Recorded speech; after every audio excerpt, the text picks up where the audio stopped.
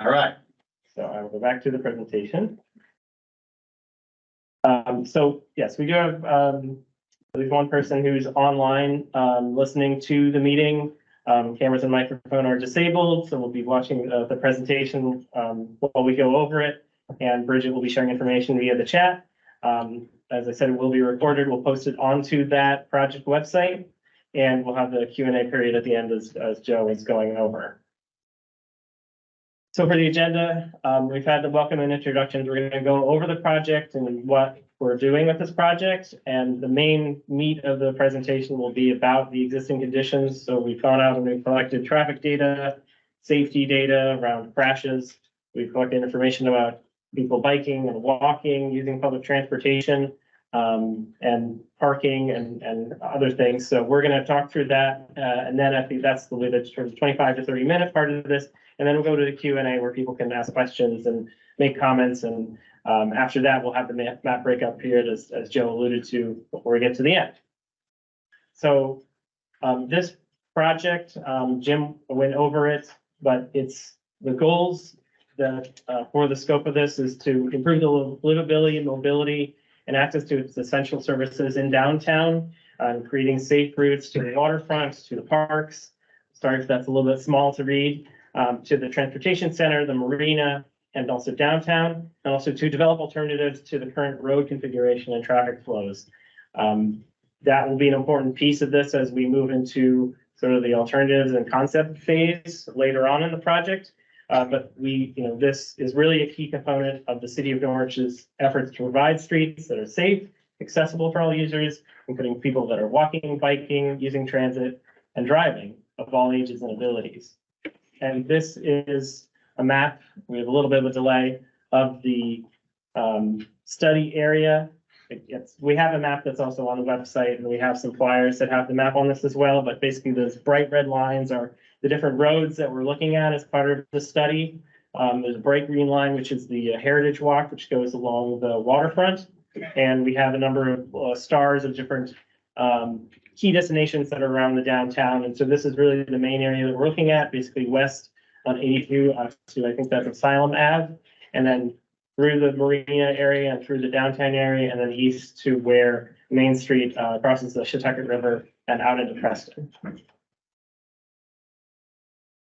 So in looking at this study and doing the study, we started looking at some of the history of transportation in Norwich, especially on sort of the road network and how this is very important to how things are the way they are.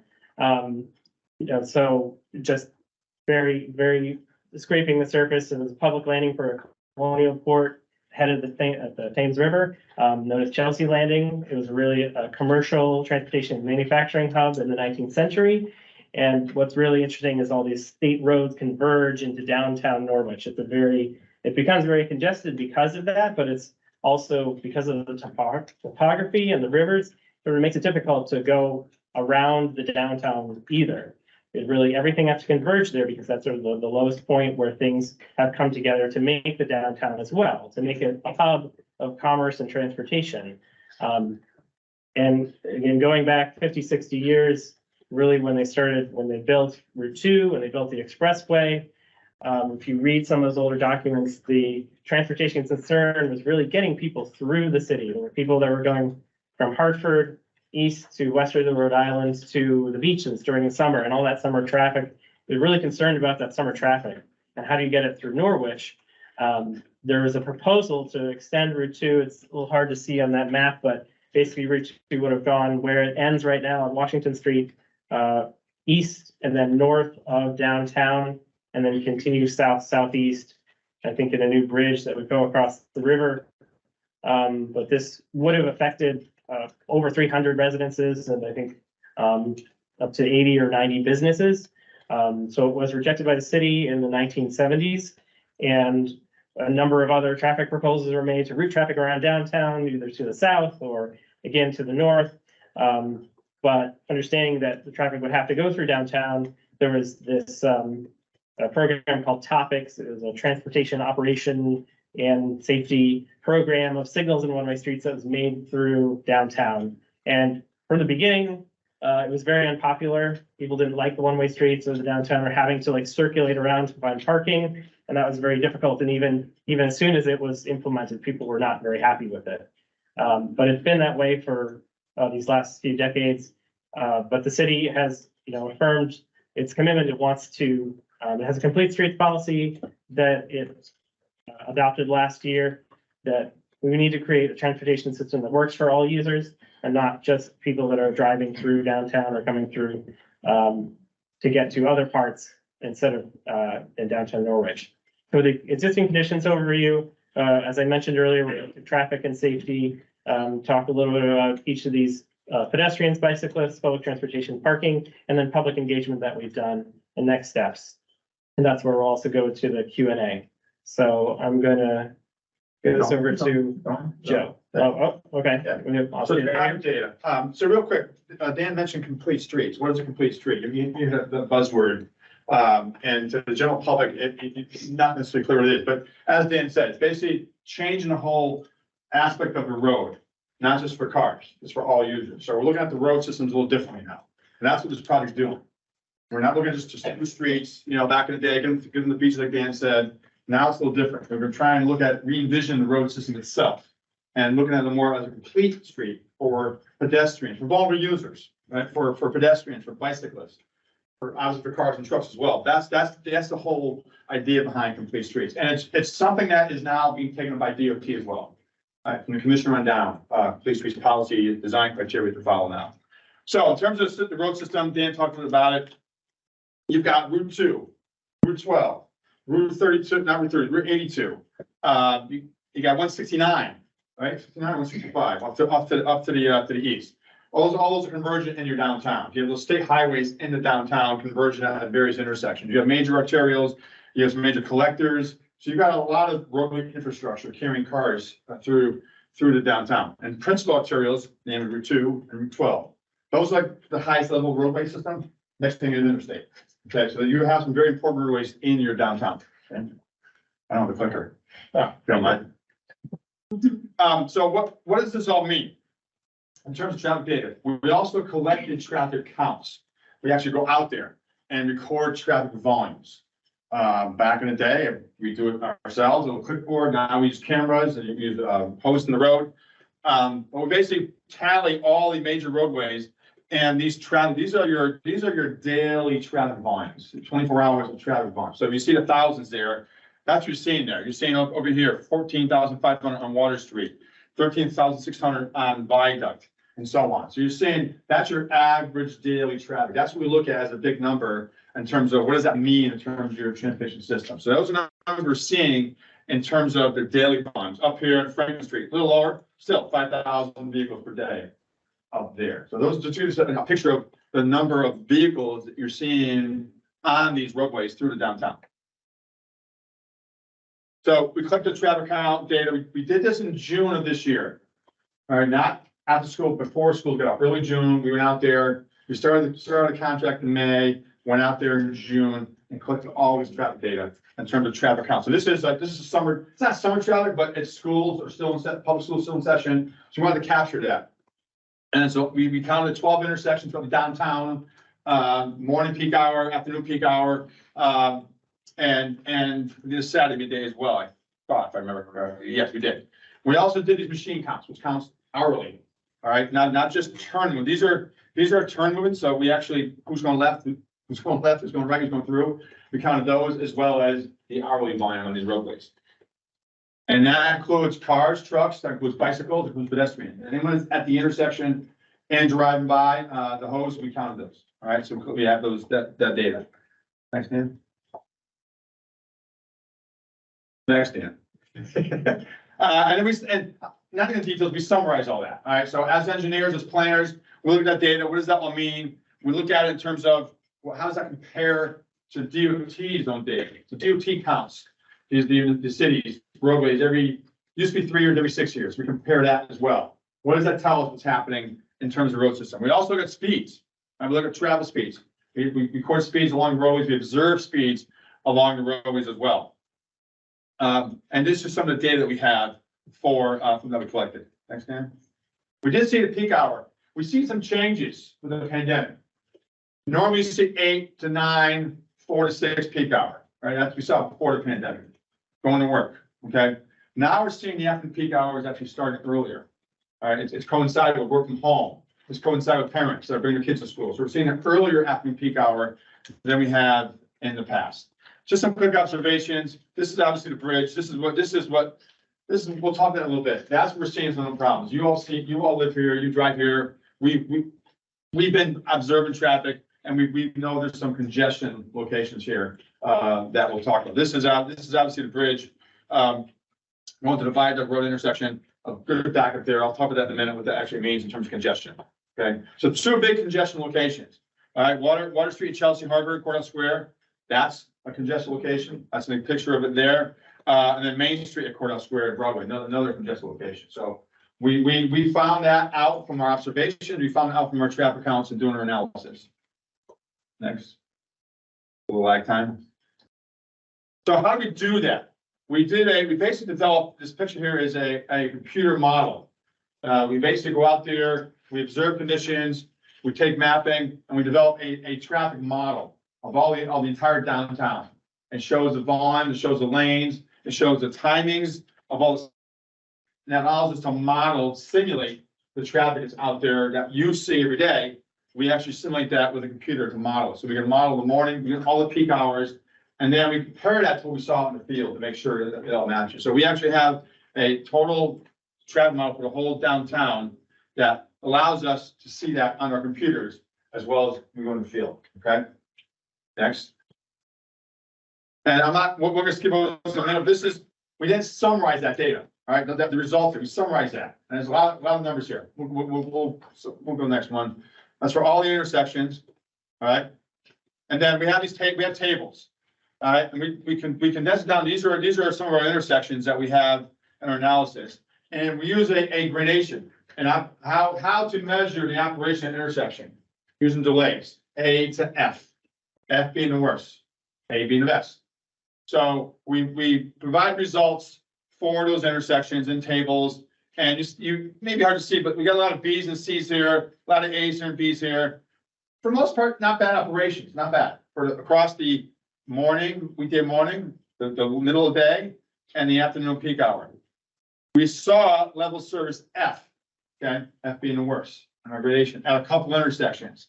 Obviously, Route 2 at a Viaduct Road, Laurel Hill, that crazy intersection, all the approaches there. Obviously, no surprise, and it's a challenge because there's so many intersections there, and you got a river, and you got a railroad underneath, so you got everything happening here. You got a cliff here, and you got everything happening at the intersection. So we're not talking about improvements here right now. We're not talking about right now how can we solve this. We're looking at what's happening, and I want to hear from you if you agree with what we're saying what's happening. But our next meeting we have like this, we'll be showing you some improvements. Okay. Right now it's just existing conditions. We identified problems, and then again Route 2, Route 12, and Viaduct North Main Street. Another. So those are the two problem intersections are on the east part of downtown, not downtown itself, not really two areas to the east, but on the east side of downtown. Right? There's a reason for that, because in downtown, Chelsea Harbor, we have 4 lanes. We have plenty of lanes, plenty of capacity.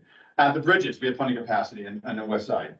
But on the east side, we have those tight intersections that is restricting our ability to process traffic. Okay. And we saw the queuing. You come up to Chelsea Harbor, up the hill, want to go right, you can't go right. Because why? The bridge is backed up. So you're sitting there beeping, I'm doing tonight, beeping the horn. Why can't you go? I got a red arrow, a green arrow. Why can't you go? They can't, because the bridge is blocked, because they're trying to go left, continue Route 2. Okay. So that's probably the most problematic intersections in the study area in terms of capacity for vehicles. All right, for vehicles here. All right. Dan, what's next? Crash data. Crash data. You want to cover that? Sure. Go ahead. So we collected data not just on traffic, but also on crashes, on collisions that occur, with motor vehicles, whether there are people that are walking, biking, or with motorists themselves. And we took the last 5 years where we had good available data, which is 2018 to 2022. There were 938 crashes within the area. You can kind of see here, basically from here over to there, all the intersections and the roads that we're looking at. Almost a fifth of those were injury crashes. So, you know, somebody was injured you know, during that, I think there was, I don't know if there, I think there was one fatality. But the most common crashes that are happening are those rear end fatalities, rear end crashes, so not fatalities, rear end crashes, side swipes, and also the angle crashes, 18%. December accounts for the highest proportion of when the crashes happen by the month, and Friday is the worst day for crashes by the day of the week. We had 20 pedestrian crashes and 4 crashes with cyclists. This is going to be pretty hard to read, but basically we took the data, we analyzed it. We look at what types of crashes are they? Again, are they injury crashes? You know, there was one fatality. There was a number of injury crashes, and you know, how did they happen? And we also do mapping. So the crashes come in at different levels. So K is a fatality. A, B, and C are different, severities of injuries, with A being worse and B and C being lesser. And then O is no apparent injury. So we're looking at sort of all the crashes that happened. And the highest crash density we really see is at the Washington Square area. You can see this big red and yellow, orange over here. Okay. Well, we also, again, we drill down to where are those really bad injuries actually happening. And this is where you can see, again, we cut out those ones that are lesser injuries or where there is no apparent injury. And we look at where are really the worst injury crashes happening, where people are actually really getting hurt. And you can see that Washington Square shows up here, but also here over at the bad intersection that we were talking about with Courthouse Square and Water Street leading on Viaduct Road. And then you can also see over here by North M Street and by Main Street and Route 12. So again, we're doing these different analyses to understand where there may be some issues that we really need to address when it comes to trying to keep people safe, keep people from getting hurt. And then again, again, another table, we sort of take the data and we look at where are all those bad intersections or that have the most crashes. And again, the Washington Street, Main Street, Washington Square has the most crashes out of the ones that happen at intersections. And then drilling down to the pedestrian crashes, there are only 20 pedestrian crashes that were recorded in that 5-year period, but 70% of those crashes resulted in some kind of a high level of injury or the most severe injury. So they account for 70% of all these severe injuries, but they only have if you look at data from the commute to work type of data, only 2.4% people walk to commute to work, but they represent only 2% of all of the crashes that happen, all the total crashes, but they have they have a very high number of injuries relative to the number of crashes that are actually there. So they happen a lot in low light conditions, and 3 occurred at Washington Square and 3 occurred at Viaduct Road and Main Street. And then there were 4 bicycle crashes that we reported, that were recorded. They occurred in daylight, and then they were at 4 different locations. Hey, Dan, real quick. Yeah. So Washington Square, not a problem intersection for capacity, as you saw. There's not levels, there's F. It's fine. I think it's a B or C. So it's working very well. Why? So why? All right, so many lanes. But the problem with that is then you have higher speeds and you have a pedestrian. That's where you see those serious injuries. Because the pedestrians are not protected across those long crosswalks, and that's where you see those injuries. So it's working great capacity wise for the vehicles, but it's a long crossing for the pedestrian. And what we're seeing now these days, we're seeing pedestrian crashes are more severe because why? Because the vehicles are bigger. What we're seeing now, a lot of SUV. So in the past, you hit by a car, the car bumper hit your legs. Okay, so now the bumpers are higher, your torso is getting hit. And so that's what we're seeing what's happening now. We're seeing a lot of data supporting it now, that the heavier vehicles, higher bumpers are actually causing pedestrian injuries to be more severe as a result. So that may explain that. Don't know if it does, but that may explain part of what we're seeing in terms of looks great for capacity, but you saw a big red dot there on the heat map showing there's some serious crashes going on there. So now we have to take a minute to just go over again some of the non-motorized or pedestrians and cyclists data. So there's again, we went out and we walked the field, we walked the study area, we looked around. There's we look at issues like accessibility for curb ramps and whether or not they've been upgraded for somebody that's in a wheelchair or may have a vision impairment. And some of the, not all the curb ramps that are out there that help people cross the street are upgraded to sort of the best standard that we have right now. There's some challenging areas for people just to try to cross the street. Looking at, say, Water Street or Main Street in front of the transportation center, where you've got a crosswalk that has no traffic control or signal with it. People trying to cross there, drivers will come zooming by and won't yield to them, so they really have to wait. And so that, that's trouble if you're a pedestrian and you're trying to walk and cross the street to get to somewhere you need to go. In some places like Chelsea Harbor Drive, there's people are speeding through there because they've got a whole bunch of lanes and they can go faster there. And there's been a whole lot of buffer if you're walking along there. There's no street trees or anything that would help to shield you from the car traffic that's happening. And also some, especially the intersection with Chelsea Harbor Drive and Water Street, because of that right turn lane that goes right onto Water Street to get further on Route 2, people be pulling into that crosswalk. So, and then when you get the queuing that happens, so you block the crosswalk, so it's harder for people to cross the street if somebody is in a wheelchair. And then of course, and then outside the immediate downtown, if you're trying to find a place to cross, it can be long distance to find that safe crossing. These maps may be a little hard to see, but we've mapped out the sidewalks that are in the area. There are some places that have sidewalk on one side or don't have sidewalks. Viaduct Road is one of those that has a sidewalk up to the parking lot and then it ends. And so people have to snake through the parking lot to sort of safely get along their way if you're continuing to walk. But generally, because it's an older downtown and older historic center, that it has a pretty good sidewalk network. We also looked at the crosswalks. It would be really hard to see there, so I'll just keep going on. And then we also looked at the curb ramps. We observed whether or not they are compliant or non-compliant, again, with current standards for crossing ramps. Going on to public transportation, looking at this as well, Norwich is really a hub for public transportation for the Southeast Area Transit District. There are some bus stops that are out there, although SEAT is billed as it's a flag down service. There are some bus shelters that don't seem to be being used, even though they're out there.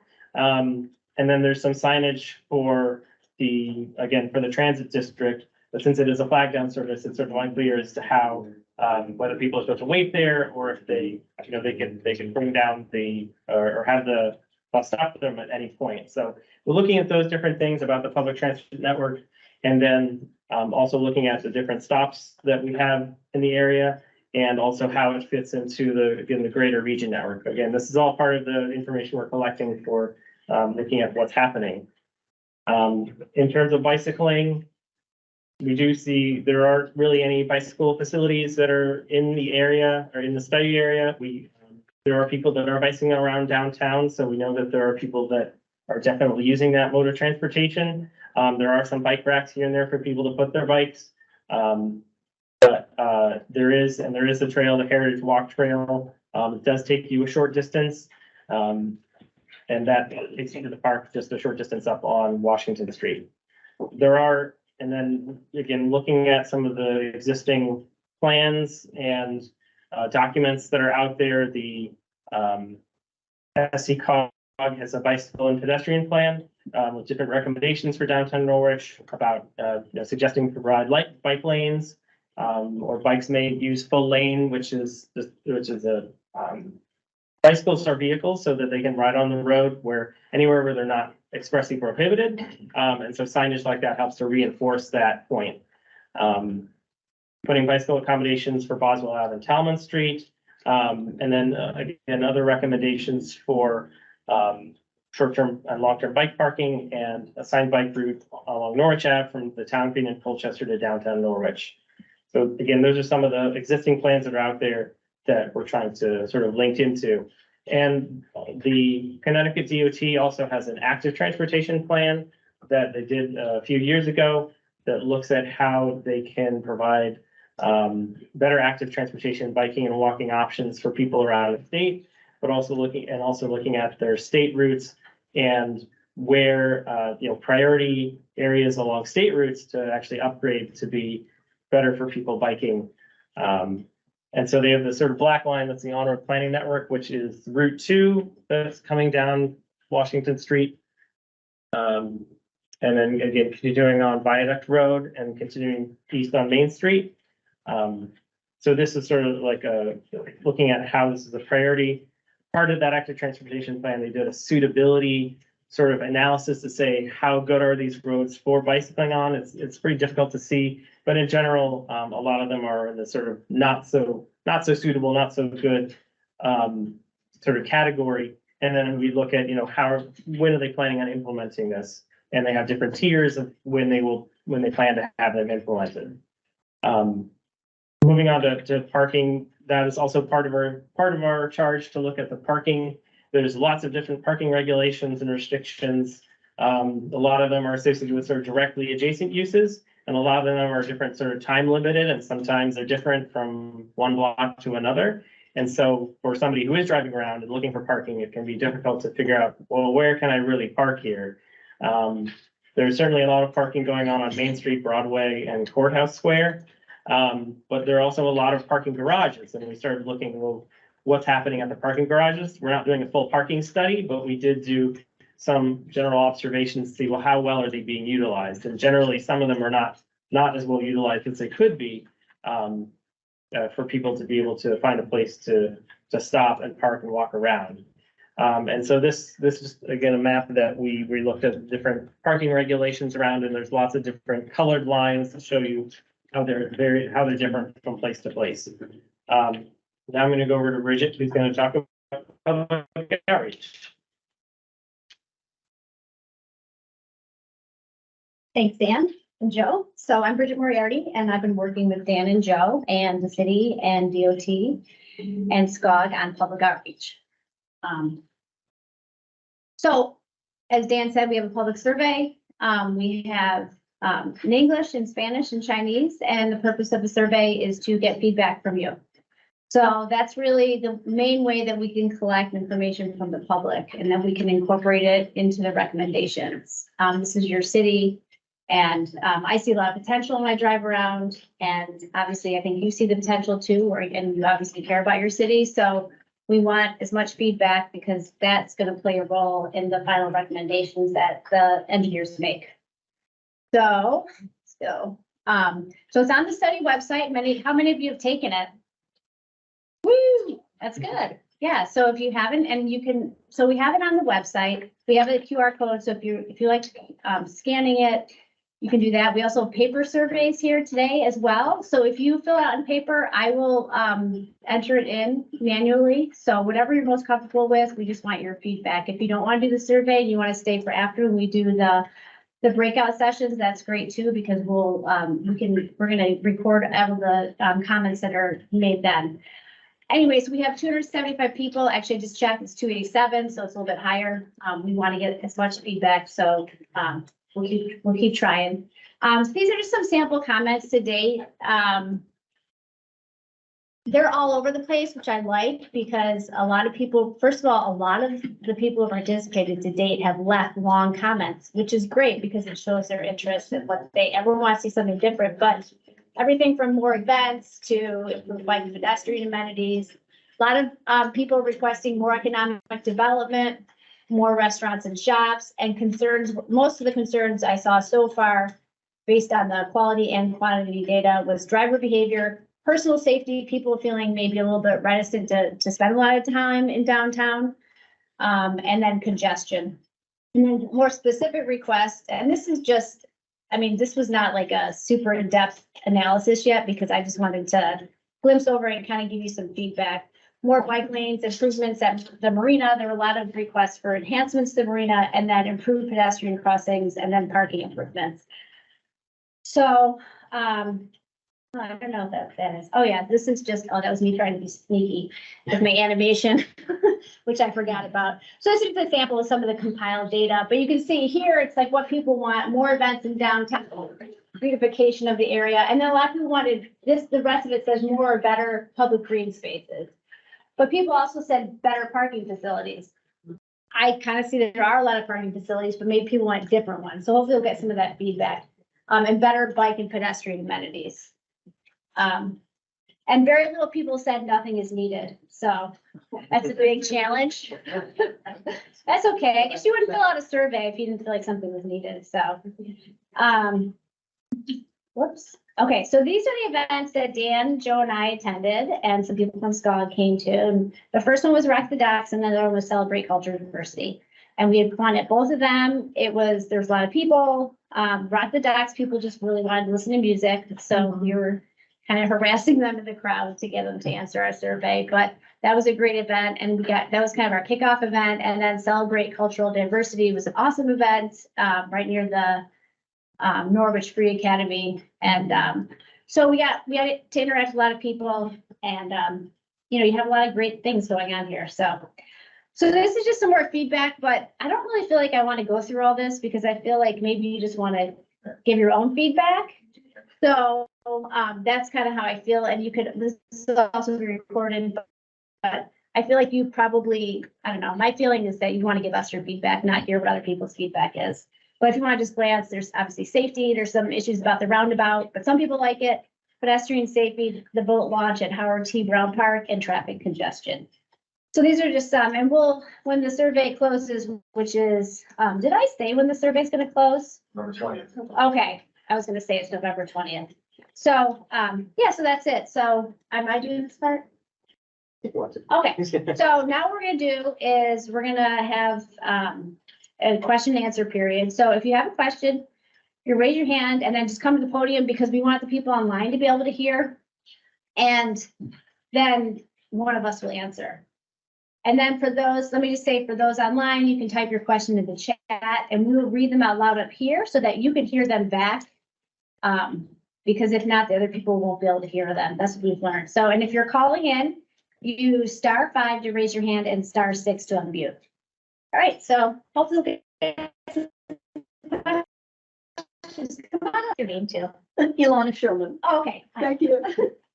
Thank you to the city for pursuing this important project. I have 2 or 3 comments about the survey and about tonight's event. First, in the survey itself, I don't remember seeing any specific reference to people who use mobility devices. I did see other, but I think people who use these devices shouldn't just be relegated to other. I also didn't see any notation on the survey that it would be available to people with disabilities in alternative format. And regarding tonight's event, I don't remember seeing a notice regarding the availability of communication access for people with communication disabilities. Either the written material in alternative format, provision of sign language interpretation, provision of some level of assistive listening system, etc. Those are my comments. Thank you. And thank you very, very much for being here. Yeah, thank you for coming out. Okay. Next.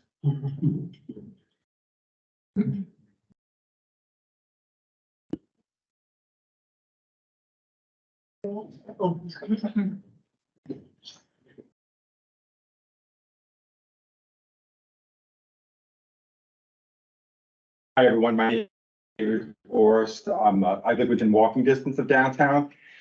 I also serve the congregation to downtown as well. I want to speak to some short-term aesthetic improvements in this planning that I think would have an immediate impact. The first one is the trash cans into the front of the storefronts. Not only do they block the sidewalk, but they're unsightly and smelly. I'm wondering if there might be a simple solution to remove those, place those in a different location.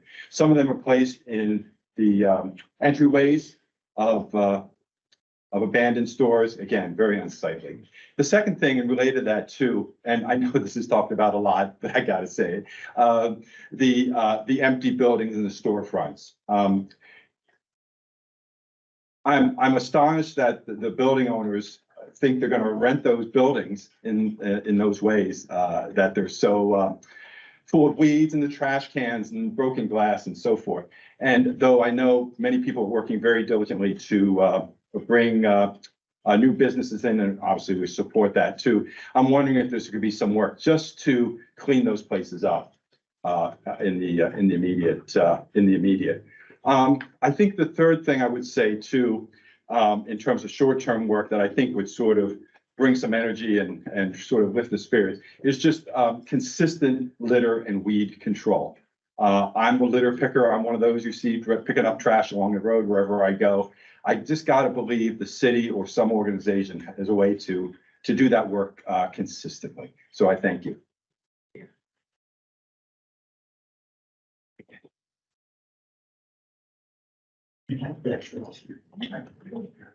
Oh, yeah, you can just come on up. Yeah. Actually, Cindy, are you gonna come up? Yeah. Okay, just let this lady go first, because she was already walking up, and then I'll, okay. You're welcome.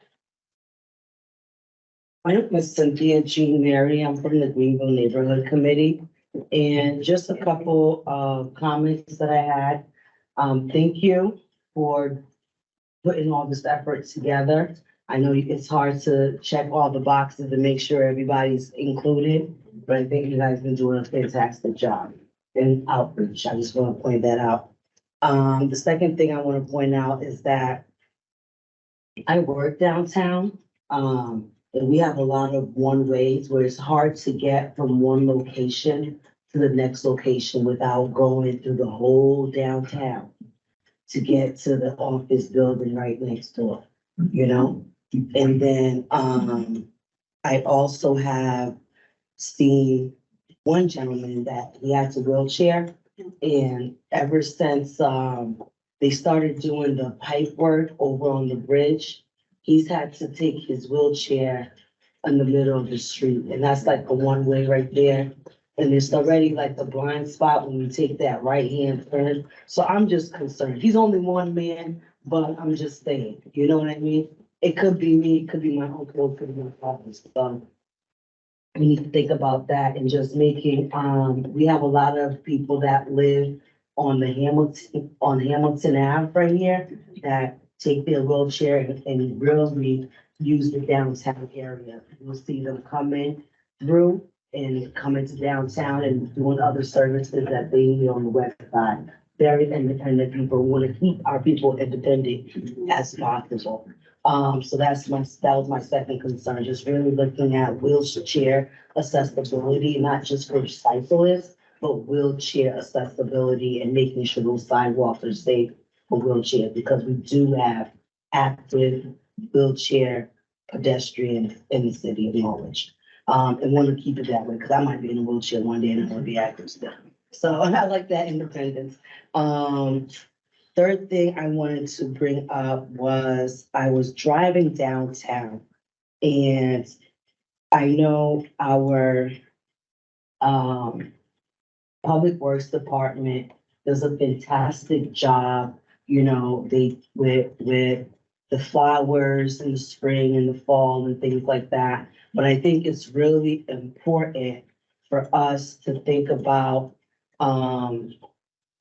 talking to the private business owners or property owners that surrounds our public spaces, because not so far from City Hall, to the right-hand side, you'll see like a couple of lawyer offices, and the weed is taller than me, you know, and then there's a parking garage, and when you take that right-hand turn, it's covered in weeds and all types of stuff, you know, and that's right there at our City Hall, where that's not really appealing, you know, where I went to a Marriott, and when you first come into that Marriott, they got the purple and the yellow flowers, and he's like, oh, that's a little fancy, you know what I mean? So, you know, just that type of feeling when you come into the city hall, I think we have a very, people want to come and visit. You know, I was in Rhode Island, visiting a friend, and it's an architect, and I didn't know that the Norwich had all these famous architects, and now they want me to be their tour guide. I can't tour them with all these weeds everywhere. And have them up the building. They're coming down in November, okay? So those are the three things, you know, that I just wanted to highlight: the one-way streets, the sidewalks for the handicap, and then just also really looking at talking to private property owners aside from the city, you know, about the weeds and the growing of the weeds on the side. It's just not appealing in downtown, and it shouldn't be in our downtown area. You know, that space should we should be on top of them property owners. And even if their property is like, we have a lot of vacant property issues, you know, downtown. So even what I've seen with some cities is that the vacant properties, the windows to those vacant properties are tinted black. So it doesn't look like a whole bunch of just empty space, it's just a dark window, you know what I mean? Which is kind of appealing because it's reflective and I can see myself when I walk by. So anyways, thank you, everybody.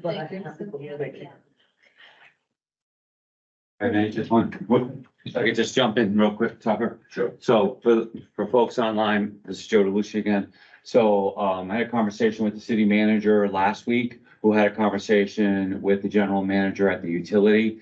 And the utility expects that 24-inch temporary main on West Main Street, just west of Washington Square, to be out of there within a month. Oh, wow, great. Yeah, well, maybe two, but. Right, still, it got moved to the top of the list. Right? So, thank you, Tucker.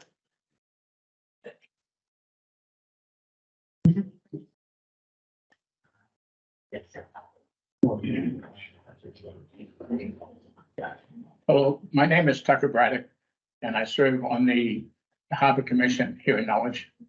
And I'd like to make one comment and then a couple of questions. And my one comment is that right now, the docks are being replaced in front of Howard Brown Park, and they will be ADA compliant, meaning that there will be a wheelchair ramp down to the docks so that people who do visit our city will have the opportunity to enjoy a close-up view of the water. One of the questions I do have, and that should be completed according to the fish schedule, at the end of November, December. We have to be out of there because of a endangered fish. A comment, we have a beautiful garage downtown. The intermodal transportation system. It started off as a $1.2 million adventure. It turned out to be a $23 million adventure. And we don't seem to be using it. No one uses it. And somehow, if we can make that connectivity from the ITC, which is that big garage, over to the new opportunity that just happened yesterday with new owners purchasing out the marina. And I'd like to say that the marina is a marina and Howard Brown Park is Howard Brown Park. They're two different functions. But it was set up primarily for the towers back in the day. And if they're in the planning that, and people listening, if there's could be some kind of overhead connectivity or even tunnel wise underneath to get to the marina, there's a lot of parking there, but no one ever uses it. And I'm a little confused by that. I know that there are some people living there from time to time, but we've kind of asked them not to live there any longer, and we'll see how that works.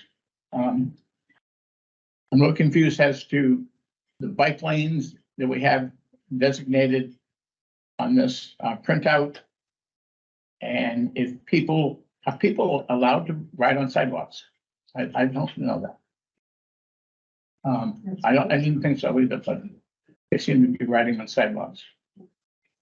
I hope that this is not gonna turn into one of those studies like West Main Street, where we do all the studying and do nothing.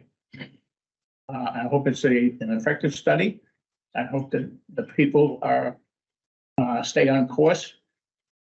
And is there any idea when the improvements may be taking place from this discussion this evening, or? Yes, Jim? Well, I would respond, first of all, the study is scheduled to be completed at late spring, early summer. Right. That's the plan on that. The way the process works today is this is what DOT refers to as a corridor study. DOT is heavily involved in the study. We have two gentlemen from DOT here tonight. They're funding the study along with the city. They're supporting the study with technical staff. They participate in our technical advisory committee.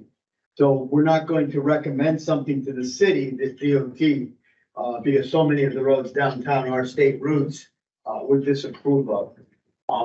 Once the study is completed, and at the very end of the study, it will be presented to the city council. A series of conceptual plans will be presented so the city can select what improvements they wish to see implemented. Once that's done, the staff at the Council of Governments will work with city staff, and we will ask DOT for what DOT now calls a pitch meeting, PITCH. And the delegation from the region, the Council of Governments and municipal staff will meet with DOT staff to pitch the project. Part of the consultant's responsibilities are to attach generalized dollar figures to components of the project. So we'll have some rough idea, order of magnitude, as to what improvements might cost. I can tell you just from my 24 years working at the COG, it's very tight competing for scarce transportation dollars. Very difficult. There's a lot of need in the state, not as many dollars. But we're gonna look at innovative ways to fund this. There are new federal funding programs that have been created over the last few years. And we promised to work closely with city staff to identify those dollars and with our friends from DOT. DOT wouldn't have funded this study if they didn't think downtown Norwich was important. So the Council of Governments wouldn't have supported the study if we didn't think Norwich is so important in our region. I don't know if that answers your question. I mean, you might not see a shovel in the ground for some of the improvements for years. I have to be pragmatic and tell you the truth. I understand. So I can tell you that we selected this consultant because they, and I think Pat and Deanna were on our selection committee. I can't remember who else. I think it was Dan Daniska. But the selection committee was wowed right from the minute we met this consultant team. They already came to us with ideas. They really went out on a limb, and they've got some great ideas that, depending on what the public input is, I think could be very exciting for downtown Norwich. Thank you, Jim, for your comments. I'd like to thank the people who are doing the study, and hopefully that we'll have this good response on paper for them to go and take a good hard look at what we are all looking for. I also like to thank very much the library for making this room available to us. I know it's a community room, but it's nice that we have this room, that we can gather here occasionally and talk about things we want to see change in Norwich. Thank you. And all the information that we're collecting, the presentation tonight, the summary of this meeting, that's all gonna be available. And so it's all very transparent. Everyone can see everything that we're talking about, summarizing. That'll be, the presentation will be on the website as well. So you'll be able to see all that on the website. You get copies of the presentation that we're showing here. Some of the drawings weren't exactly totally clear, but you'll see those. You can download those as well. If you need hard copy, you can email us and we can give you hard copies as well. Yeah, and then you after.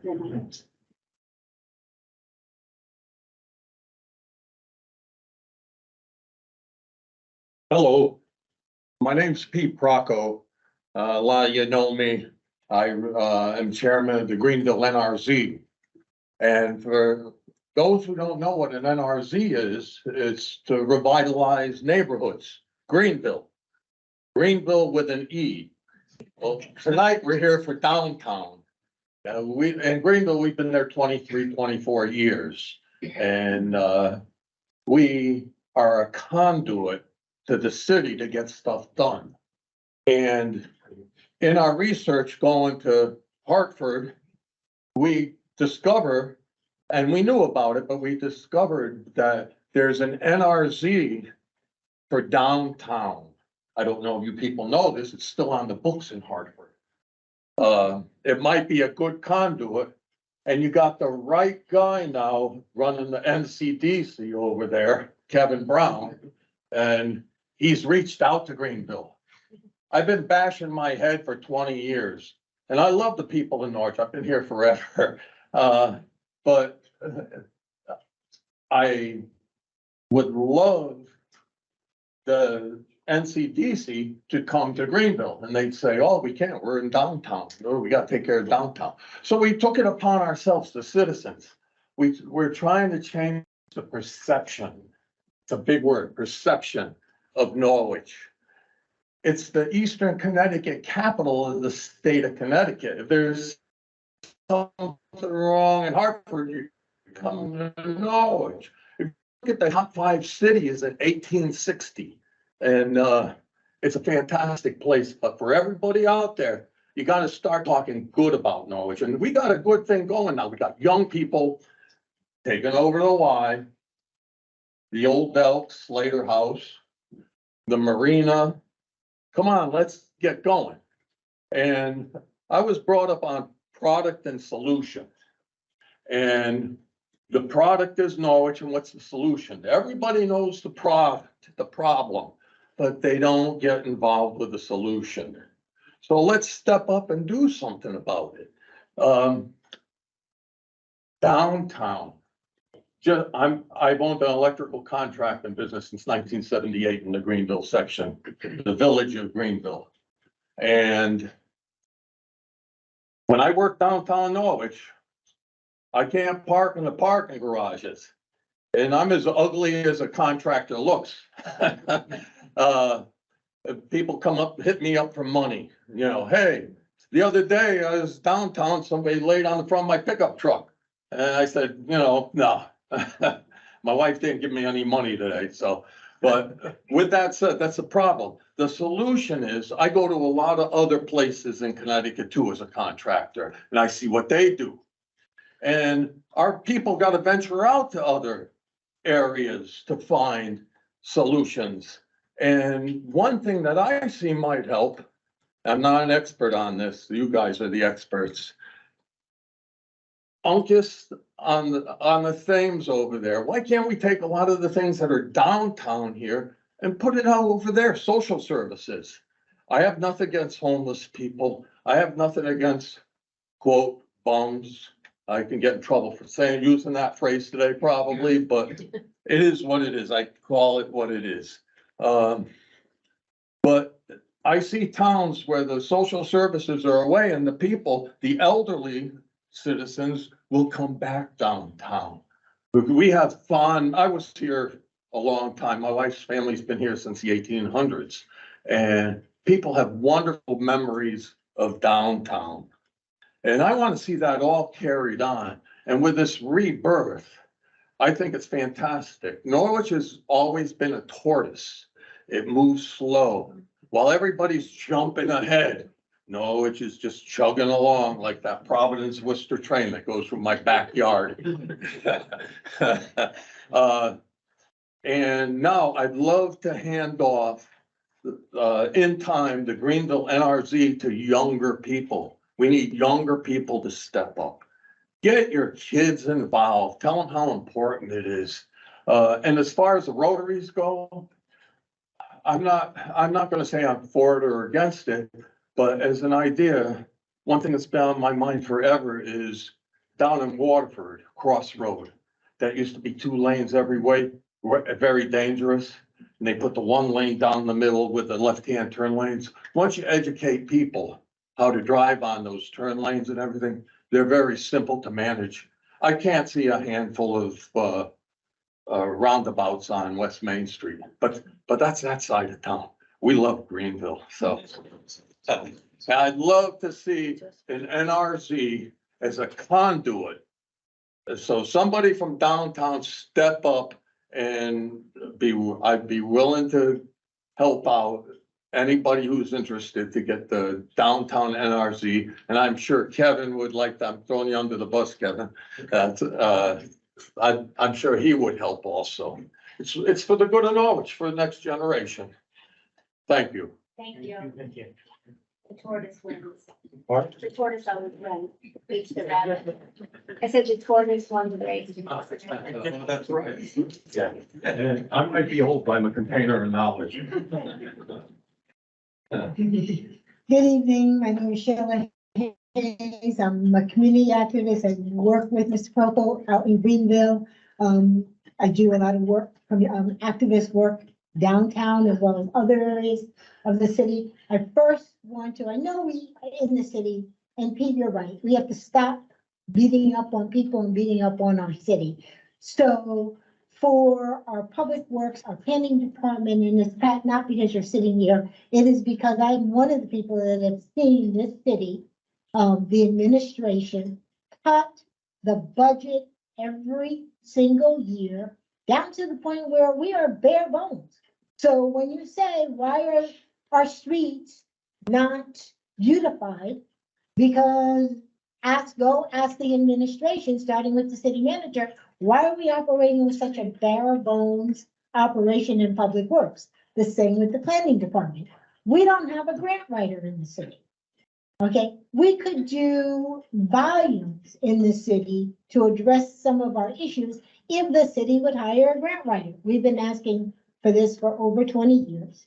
So those are just some of the items that we could do as a city, regardless of the study, regardless of how long it takes to study the recommendations to be implemented. There are things that we could start to do, but we have to demand them as residents and business owners in the city. I want to go back, and I'm telling you, I've been involved with this for now over 20 years. So let's start with safety. To cross in front of the U.S. Post Office. I don't know how many times I have come that close to being hit. There are signs on both sides that says when the pedestrian is crossing, you're supposed to stop. Nobody stops. I actually have to just wait until there's no traffic, as well as other people have to wait there. The same with in front of City Hall. There is a big board that says stop for pedestrians. People don't stop. So we need to educate the state, and this is where we need a partnership with the state. The state needs to start educating drivers what these symbols mean, and there needs to be a penalty. I'm glad that we're going to see the cameras. I don't know if they will end up being utilized to start to educate the public properly as to what the signs are. That leads me to wayfinding signs. We have been discussing wayfinding signs in the city at least since 2005. I have not seen wayfinding signs go up in the city. And the last thing I'll give kudos to the Norwich Heritage, our historical society, that when you put up the Heritage Trail, it's up there. They developed a lot of the walking tours here in the city. We are not a walkable city, and yet they have invested money, time, effort. We hold those weekend tours and trails. We have to become a better walkable city. So those are the things that I'd like to see come out, whether it's in your implementation, but somehow our city and our state has to work together to get that message across and have those implementations happen. Thank you.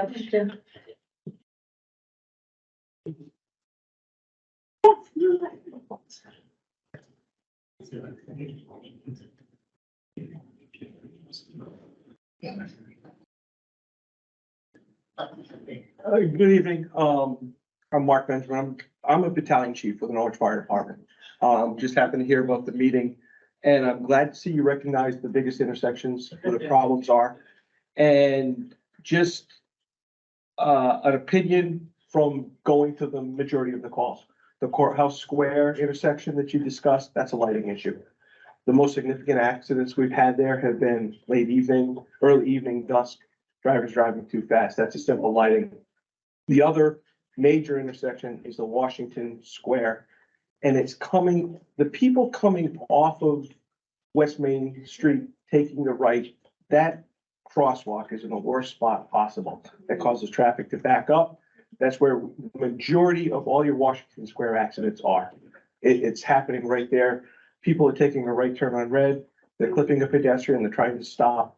I agree with Sheila. I don't know how many times I've almost been killed trying to walk to the post office, but we never go there. You know, people manage to stop in front of City Hall when we go to a fire alarm down there. We're taking our life in our hands. But it's a driver education, but those two intersections could be easily fixed. And I appreciate that. Thank you. Thank you. Thanks for participating. Hi, I'm Sue Jacobson. I live on Lawler Lane. The first thing I have to do is say something, tell you my stupid story. I literally came here from the dryer to here and I spilt my Ensure all down the front of me. So now I'm standing in front of everybody. But I'm very concerned about our open space and that we don't have enough open space. So I'm really happy to hear that. The intersection, the roundabout in downtown, I'm so confused by it. I don't know if it's my age, my eyesight, although the doctor said that's what I say. I have a hard time every time I go through to maneuver it. And I don't go down to the marina and I and have a problem when I'm going to meet Kevin Brown at his office because I'm afraid. I'm afraid of the city streets. I've been here for 30 years. I didn't used to be so afraid, but I am very afraid. And there's homeless people everywhere. On the Connecticut, on the Norwich Forum, you hear almost every day about shootings and bodies being found, and safety is huge. You know, it's huge for me. It's huge for the children, for the adults, and you know, I hope that's really what it's going to be looked into. And I just have to put one more plug in. Traffic is a problem everywhere in Norwich. And we need to look at that. I do want to say thank you to whoever was responsible for putting the three-way stop sign on Scotland Road by Hanson. Hanson. It's a blessing. And whoever was responsible for that, that's the kind of stuff we need. We need that kind of stuff to make it safer because it was not safe before. But that's it. Thanks. Thank you.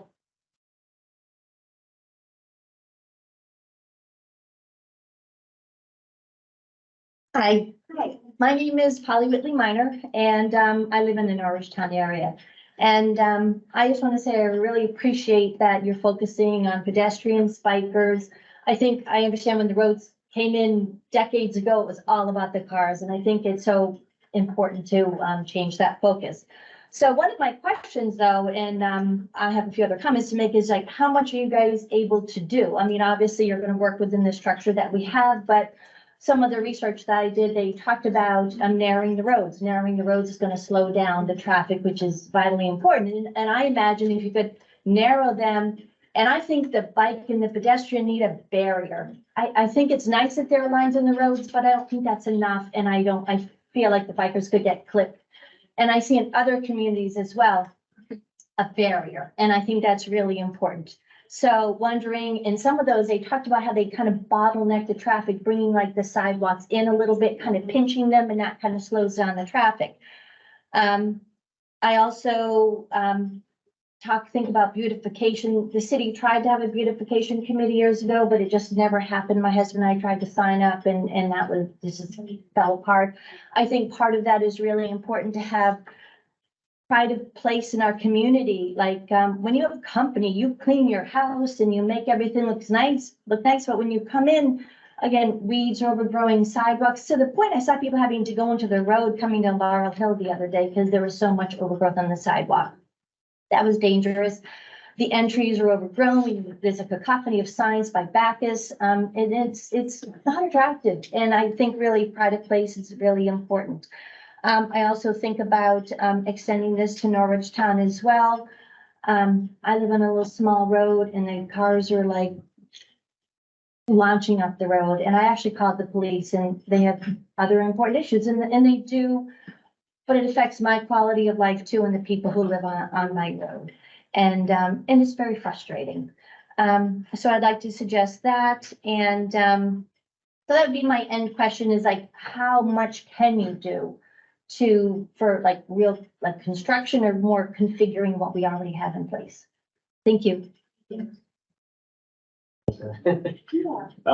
Yeah, I mean, for this, so this is a study to look at some of those opportunities to see where we can make some changes that, again, as Jim mentioned, we suggest to conduct to the city as to some changes that you can make to the streets to make it safer for people walking, to make it more comfortable. We're looking at things like traffic volume to understand, well, do you really need 3 lanes on Chelsea Harbor Drive? Could you take a lane and make it a bike path or make it a place where you could put trees or something different? And it's those sort of ideas and opportunities that we're trying to understand.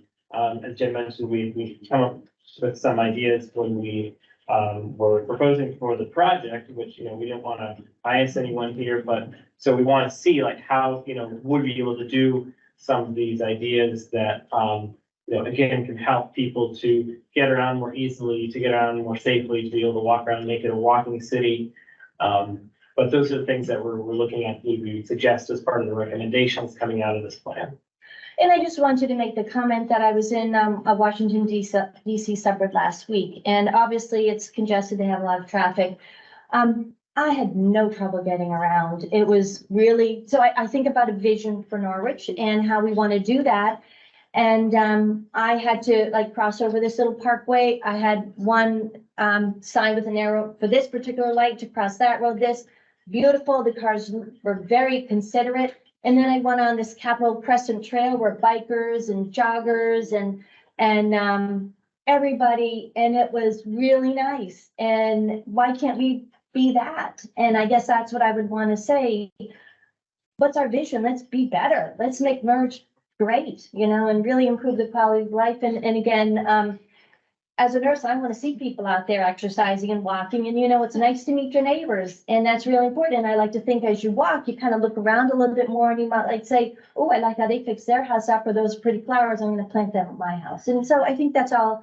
If they can do it, I think we can do it. Was it all the rotaries that made it easier for you to get around? There was not a rotary where I particularly was, but there were adequate lights and respectful drivers and a beautiful path that was 11 miles in each direction. Nice. Awesome. Thank you. Yep. So real quick, I know I said I only had 3 things, but as I was sitting down, 2 extra things came into my mind. The city of Norwich has been investing in multicultural events and really pushing things to bring people out and get the city of Norwich on the map again with activities. And a lot of those activities happen downtown. And one of the things I would like to see, a suggestion that I was thinking the other day was really closing off like a street and making it a pedestrian way where there'll be eating areas outside in the street type stuff. I know it's difficult to do, but not really that difficult because we have a great one-way street that doesn't really have anything on there besides just the passageway and traffic because it's so short that we could close off and make it, like an eatery type of jazzy type space because we have the art space, we have the theater, we have restaurants and bars right there in that area. And a lot of investment has gone into that, like in front of the city hall area, so I think that will be a great space to do that. And then the second thing that I would suggest, since we're being creative here, is for us to have like a brick and mortar bathroom facility. Especially if we're looking at doing more events and attracting other communities to the downtown area. On our second annual Halloween strut, the 28th. need public restrooms. We need public restrooms downtown, because the things that we're doing, we can't undermine ourselves where people are coming from other towns to our second annual, our third annual, our fifth annual, and like, there's no bathroom over there. There's no reason for us. We can't go. We can't bring the kids. You know, there's no bathroom. It's nice, but there's no bathroom. So if we're going to talk about really changing what downtown looks like, let's really think about all the investment that's being put in with all the different organizations and how to make it work, you know? Where maybe this survey might come up with some things, improvements that's not gonna happen for 5, 10, maybe even 20 years from now. Lord have mercy, I don't know where I'll be 20 years from now. I wanna see some change now, you know? So the stuff that we're talking about, we can take this great information that has been laid out in front of us and do something with it. We don't have to wait for somebody else to do something or for them to give the report to DOT and the city of Norwich to do something with it. We have great organizations that's in this space right now that's already doing great things in Norwich. So let's use this information from the survey to make our initiatives even better. You know, we don't have to wait for the survey to come up with sidewalks and green spaces and things like that. I think the people in this room is invested enough to come up with those great ideas ourselves. You know, we had a young lady come up and say, hey, I went to the space and this is what they've done. This is what I seen and it worked out great. Bring that back. We had a gentleman stand up and say, we need to revitalize the downtown revitalization zone. So anybody interested in revitalizing downtown, you know, talk to Peter Bracco and he'll help lead that way so that we can start doing and taking responsibility for our own community. The survey is the tool for us to use. And I think this is a great opportunity, a great investment from DOT. I know it didn't cost a penny, you know, it cost a couple pennies. So let's take those pennies and use them and don't bury them underneath the ground for somebody else to take care of, you know, and that's all from you, folks. Thank you. So much. Good idea. Yeah. Sure. Yeah, come on up. Yeah. Thanks for your patience. I'm Annabelle. How you guys doing? Good, how are It's my first time doing this, but here we go, guys. I own So Delicious food truck right in downtown Marina, and we park every Wednesday to Sunday, and we see a lot of stuff. Anyways, it's part of the city, and I'm very proud of everything that's being done in the city. Everything is glowing back in, and it's a lot of arts going on around, and I love the arts as well. I've been part of a lot of arts, you know, quietly. Power watch the barriers in front of Bill Wilson's, the last art that we did, and all those arts are gone. We would love to see them at least somewhere around the city, because it took me 3 days to finish that, and I would love to see that art at least somewhere, plus other folks, local artists. Yeah, we're not the best artists, but at least we're trying to revive, to make it. Yeah, my accent, excuse about my accent, here, but I grew up in Puerto Rico, so my accent is very strong. Sorry about that. Yeah, it's so hard to create art for the city because sometimes you get yelled by, or you know, it's so serious, and we're in 2023. You know, some color doesn't bother. So that's why I took it in my hands, and we actually, with local artists, we paint our van, our food truck with local artists, so we bring in color around town. So it's like art on wheels. And as you see here, the analytics from Facebook, we got people locally from coming to our truck actively, 526 people from Norwich itself, New London, Willimantic, Jewish City, Layer, Uncasville, Waterford, Broughton, Preston. Plus, we got more people coming from Norwalk, all the way almost in New York, coming to our first acai food truck and smoothie food truck in Connecticut. You can look it up in Google. We are the first one. It's right here in Norwich, bringing you guys some deliciousness. Okay, and also, yes, and also a lot of people saying, someone was saying about the bathrooms in downtown. Yeah, I'm bringing all those people. My family came from Delaware too, and they visit. They love the place, but also it's nothing too much to do. I would like to see like more sculptures. If you go to Hartford or other places, a lot of sculptures, people to take a picture. I actually donated my giant chair. If you can just take a couple pictures right in the big mural in front of the, thanks to Kevin Brown. Thank you. That giant chair is for everybody of the city to go and take a picture because we need something more unique to to represent the city. And yes, buildings, we have so many buildings, but some color on them will be amazing. Okay, bro, that's my time and visit us at the food truck, so delicious food truck, right? Thank you. Thank you so much. Sounds so good. Oh, yeah. I promise you.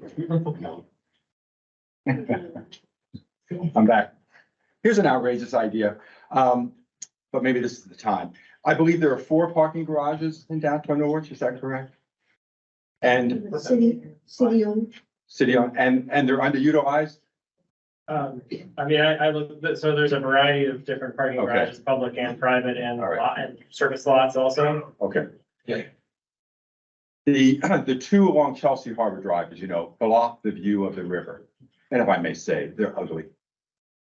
So the outrageous idea, can we get rid of one and open up that space and have a park, adjacent or across or linked to the Howard Brown Park? I would love to see this study validate that statement. I think there are enough of us that believe that that would be incredible. Yeah, but we gotta be careful from a data-driven objective standpoint that we don't follow that emotion when in fact we need those markets.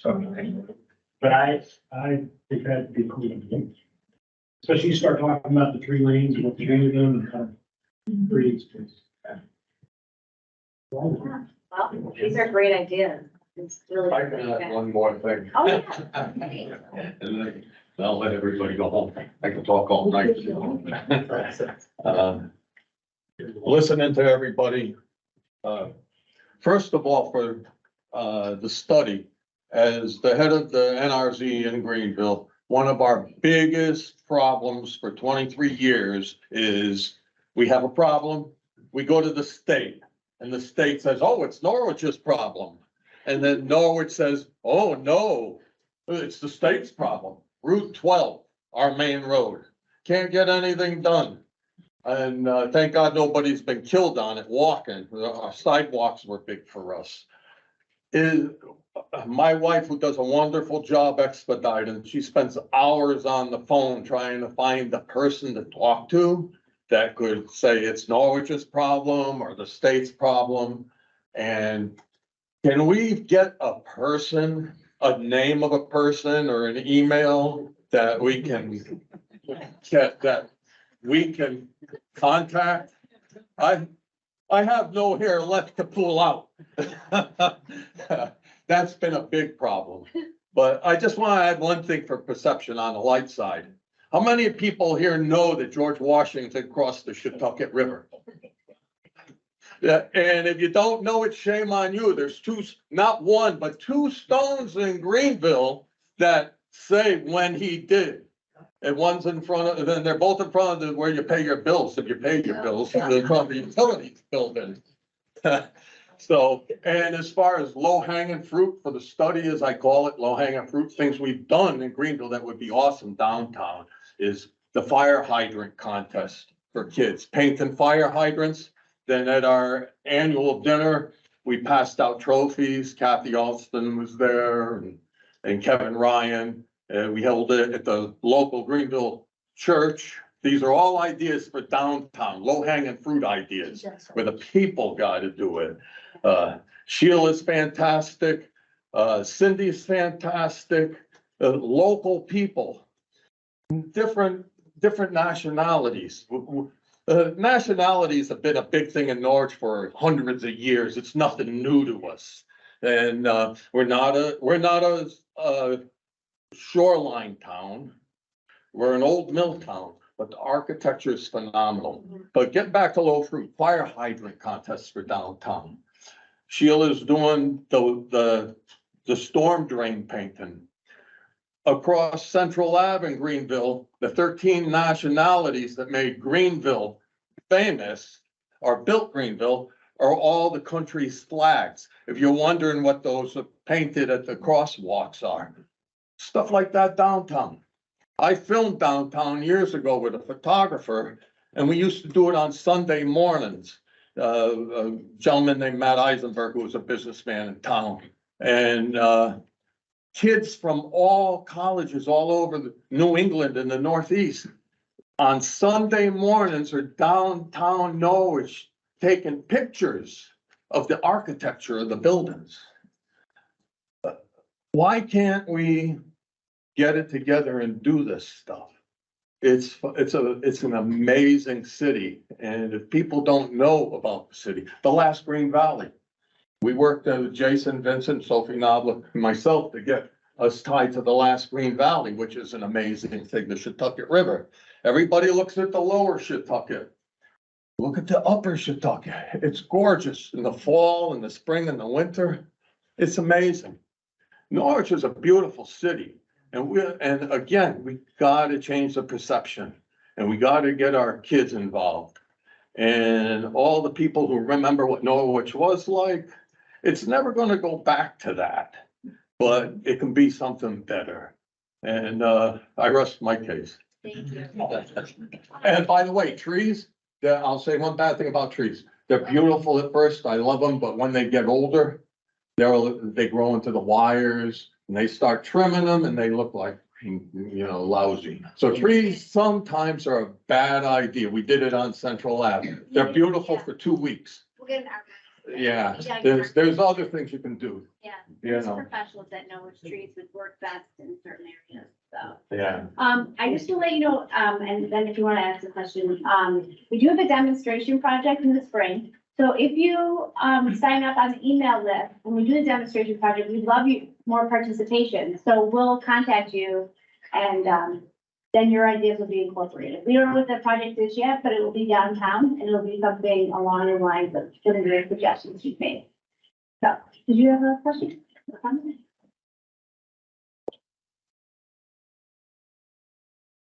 I'm Zell Stever, and I don't live in Norwich. But I've been involved with some transportation efforts at the state level. And I'd like to say that I came up here to listen to the conversation because I'm involved with the trains and the bus service system. And recently, the Connecticut General Assembly added buses to the train council. And so now we're a public transportation council. And so what you're doing here is terrific because it really is the basis for which you might end up being able to use public transportation as an alternative to hopping in the car. And you've brought up several times, people have brought up the fact that the parking garages are not being used. And then I've heard people say, but I get almost getting killed as I cross the post office here.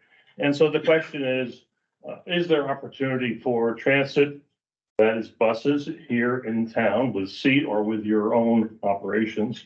And then potentially in the long run, possibly trains. And so I think that should be considered. You have a simple one-liner in the study right now. It says public transportation, but I would just suggest that if you can flush that out a little bit, it really might be helpful in thinking of the big picture, because a number of people have talked tonight here about the big picture of what, and Norwich is a spectacular city. And it is historically amazing. I mean, it was at the mill town, but it was also a transportation hub with rails going down both sides and using the river for transporting materials up and down. So it's got this wonderful history, and it really be great to sort of hook this up. Well, of course, I'm interested in having it all hooked up in Eastern Day, but for the purposes of this meeting here, I think it's great. And I encourage everybody to think about how public transportation might fit into the walking, biking in your community. And thank you. Thank you. Yeah, come on up. Hello, my name's Evan Arnott. I don't have a long and impressive list of accomplishments, but I've lived in Norwich my entire life and I really love it. I really want to thank you for putting this study together, because I believe in this town, and I think it can be really great. I see a town that is trying very, very hard to be great. One thing I did notice is that a lot of people are scared of slowing down the traffic, but they also acknowledge that a lot of downtown is a death trap. It's kind of like you can't have your cake and eat it too thing. Like if cars are speeding by on Water Street, you can't make that nice and walkable and also not have a little bit of congestion there. I think slowing traffic down maybe would be a good thing. I think that might kind of be part of the problem. So I think something to calm the traffic would would go a long way. I don't think we should be too scared of that, and that might bring in some possibilities for public transportation. I would love a way to get downtown. I live over on near East Main Street down by Four Corners. I'd love a way to get downtown, not have to worry about parking, not have to worry about that, but walking down there is, again, just really scary. So I just want to say thank you, and I hope it goes well. Thank you so much.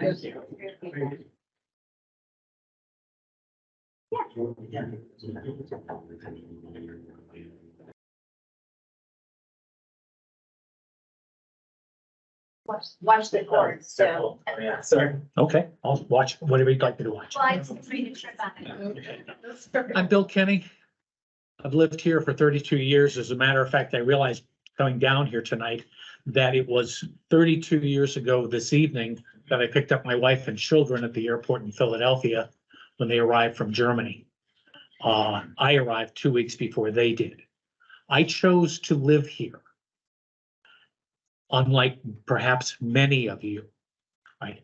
I fell in love with this city coming over what was the beat up Laurel Hill Bridge.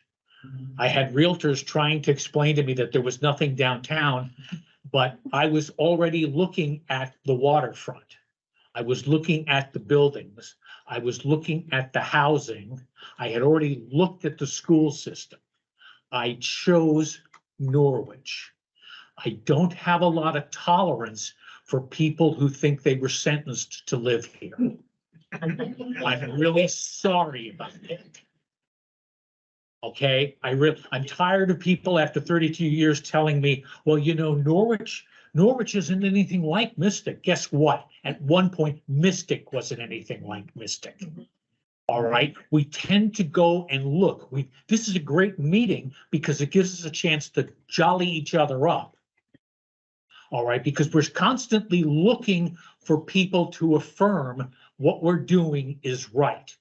Okay, we need to stop doing that. Go home tonight and look in the mirror because that's the person you need to convince. All right, we can do anything we choose to do.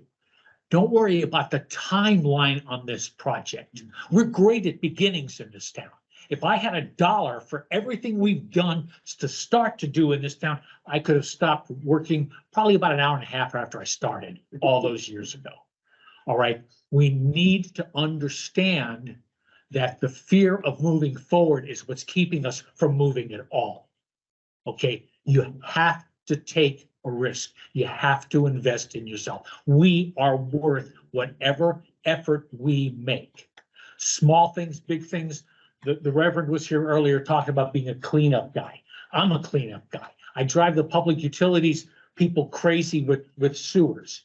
All right, I clean all kinds of sewers. How many here are hosts to a sewer that you take care of a sewer grading? How many? Okay, you know how many sewer gradings there are? All right, find out because they're so easy to do. All right, when you walk past something and go, somebody needs to worry about those weeds. Yeah, that's us. That's us. You go downtown looking for justice and that's what you find, just us. So now is the time. We have to stop the talking and start doing. You have to measure twice and cut once. We can do this. We have no other choice. There is nobody coming to save us, just us. Thank you.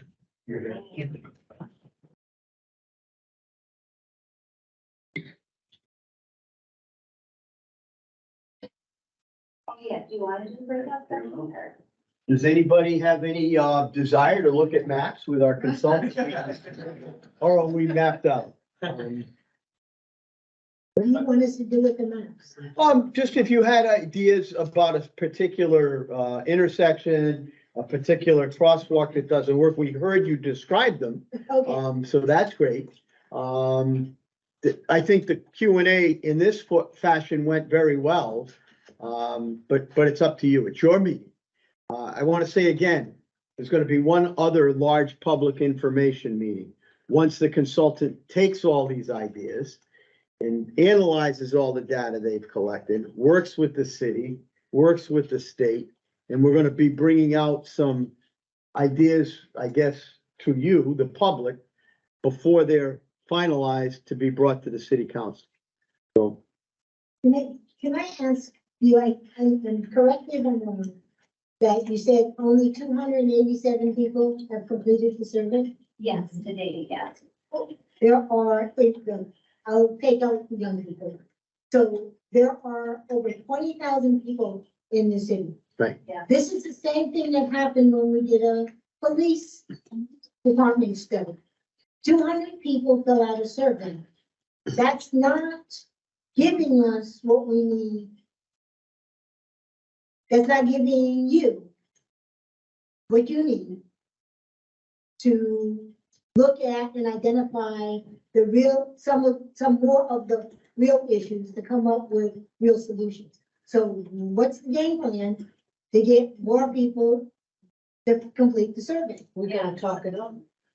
Yeah, I guess I know the survey is one way to gather ideas. Some people can't come to a meeting, choose not to come to a meeting. I think this is the best way in a room like this, person to person. I'm old school. I'm an old guy. That's how we used to meet. We did planning that way for many years. I would ask if you know folks in your neighborhood, folks in your family, folks in your circle of friends that might not be might not be aware that this study is now underway, about a third of the way done in terms of its time duration.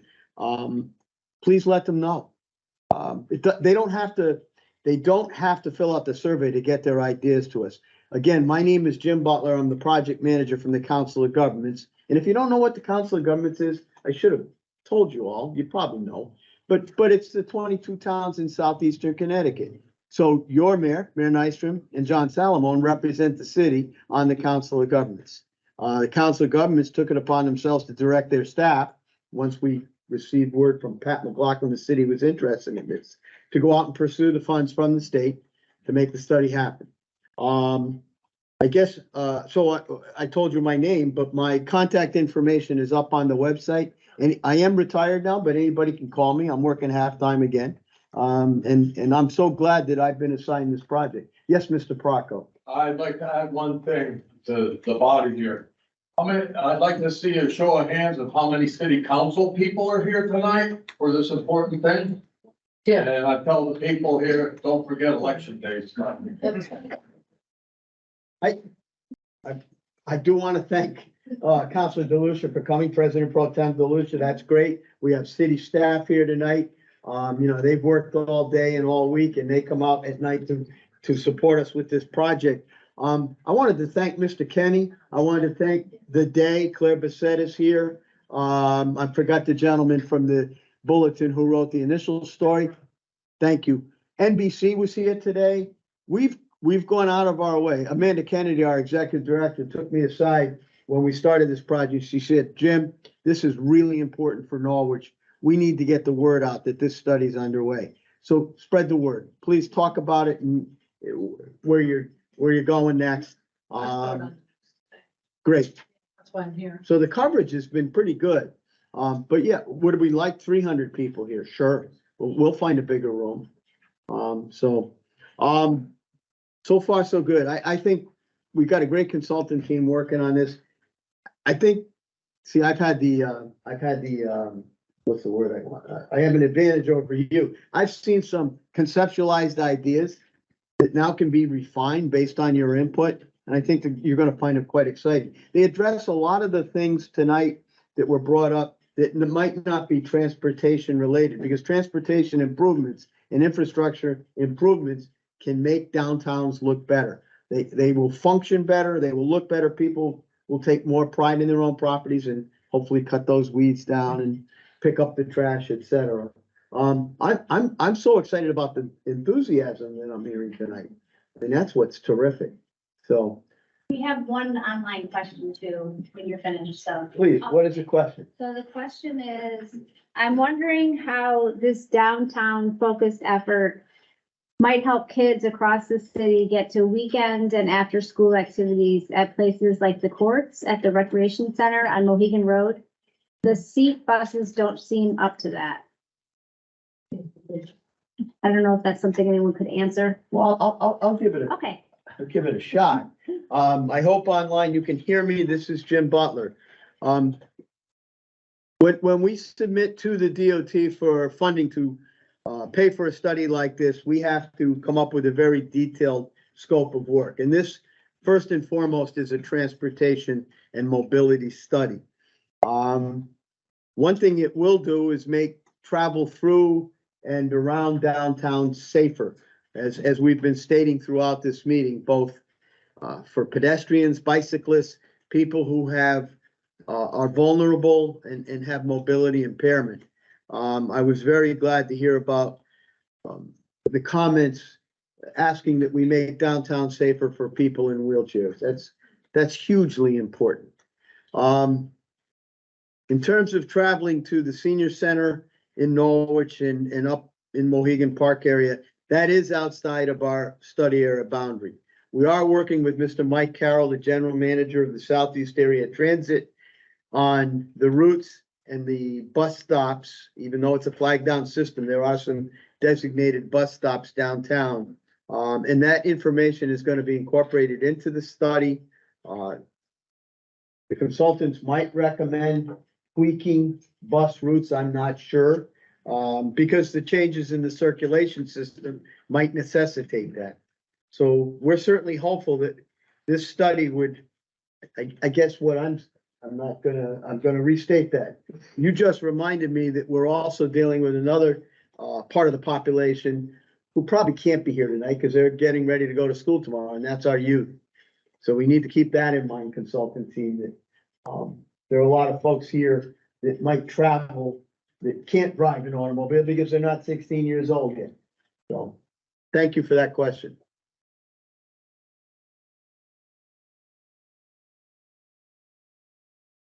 We still have pizza in the back. I see some pizza. I see some drinks. Grab it on your way out. Yes, ma'am? One suggestion that, it seems to me obvious, there's so much parking on the streets and the garages are not being used. What if we reduce the on-street parking, at least one side of, the street, put up lots of signage directing people to the garages and take that side that used to be used by parked cars, put up barriers and turn it into a bike lane. Thank you. Thank you. Build a lot of handicap parking there. But they are coming out. Yeah, I appreciate it. Well, maybe we can move to the maps, and if people wanted to add, Yeah. like at specific locations, I think that this would be a good time. So Jim, I put up, your information is up here. You can come up here to see it. It's a little small to see, but that's your email and your phone number, and it's also on the website. So we did have part of this. We had a really, really good long Q&A and comments and everything, but we do have some maps that are in the three parts of the room that represent sort of the three areas that we're looking at within the downtown study area. So, we'll go over there and you can talk to us or point to those locations that you might be thinking about or that you have issues at. We'll be here until 7 when the library starts to close. When it's done packing up, but we can definitely be here for 15 more minutes. Thank you so much for coming. We really appreciate it and all the comments and all the pride people have in the city. Thank you. Thank you.